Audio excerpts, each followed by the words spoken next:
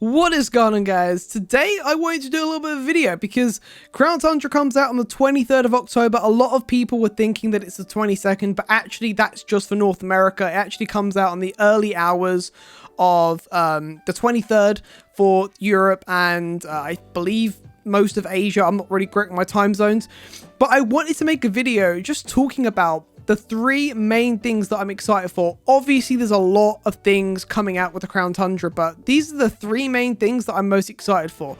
Without further ado, let's get straight into it. The first thing that I'm excited for is going to be the actual map itself and exploring it. We already know that the Crown Tundra is going to be a much bigger space in the Isle of Armor. I'm very excited to go exploring this because although I'm not going to really discuss too much of the leaks, I want to try to keep this factual.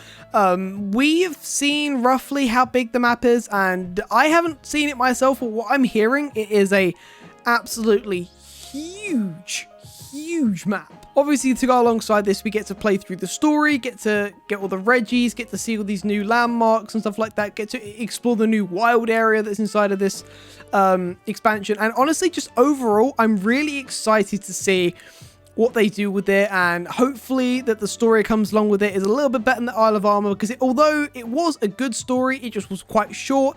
And again, from what I'm hearing, it's actually going to be quite a longer story, obviously nowhere near as much as the base game, but it's going to have a lot of stories with it, and it's going to be pretty exciting. So yes, I am very excited about exploring the map. And as for the second thing, also, by the way, this is in no particular order, by the way. I'm just reading them off my phone in the order that I wrote them down. But the second one is going to be the returning Pokemon. Now, obviously, I'm going to be excited for a lot of the newer Pokemon, such as Calyrex and the new Reggies.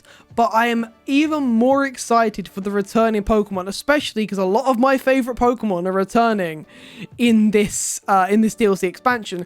The most notable ones for me are going to be Garchomp. And that Garchomp line, although the shiny for it isn't fantastic, and you know, a lot of people are going to say it's not that great of a Pokemon, I personally love Garchomp. The second one being Crobat. Crobat is just a Pokemon I've always had in my team ever since I started playing Pokemon, and well, I haven't been able to this gen, so I can now, and I'm very excited for it. And number 3 is going to be Electivire and Magmortar. Now, obviously, they are two different Pokemon, but they are essentially one in the same. They are opposing Pokemon. I'm guessing one of them will be Sword exclusive, one of them will be Shield exclusive. I have absolutely no idea, but I'm assuming this is how that will work. I am very excited because although Magmortar isn't the one that I like the most, I love Electivire, and it's a Pokemon I love. The shiny isn't fantastic again, but it's a Pokemon that I'm definitely going to be shiny hunting. Speaking of shiny hunting as well, I do shiny hunt on Switch. I haven't been streaming a lot recently, but I do intend to get back into it, especially with Crown Tundra now, because it's going to be a very exciting time for our shiny hunters. So yeah, definitely be sure to go check out my Twitch channel, twitch.tv/NoxusJ, link in the description. As well as the other returning Pokemon, I'm pretty much excited for all of the Pokemon that we know are confirmed returning. Obviously, we have all the legendaries and all of those. There are a few other Pokemon which have been in leaks, which I'm not going to mention here because I don't want to spoil this for anyone. But there are a lot of Pokemon in the leaks and in the data mines that we found that should be returning into the game that I am also very, very excited for. But that does lead us on to the final thing that I'm excited for. Obviously, I'm excited for a lot of other things, but I just wanted to focus on three main things for this video. The last thing is going to be Dynamaxx Adventures. Now, I've heard a lot of a mixed bag about people's opinions about this. At first, everyone loved the idea because it may have added some sort of challenge, made the raid system a bit more interesting, and I'm still very excited for it. There's been a lot of things coming out about it, people saying that it might not be that difficult, that they don't like the fact that you can't use your own Pokemon, that it's pre-made teams, but I actually think that that's one of the things that's going to make this a lot more challenging, a lot more interesting, because you can't use your own Pokemon. You can't just go and IV and EV train your Pokemon so you can just one-shot everything. It's actually going to require some teamwork, it's going to require some knowledge, and hopefully the AI is fixed for this, because you don't want, well, Solrock to just ruin your day.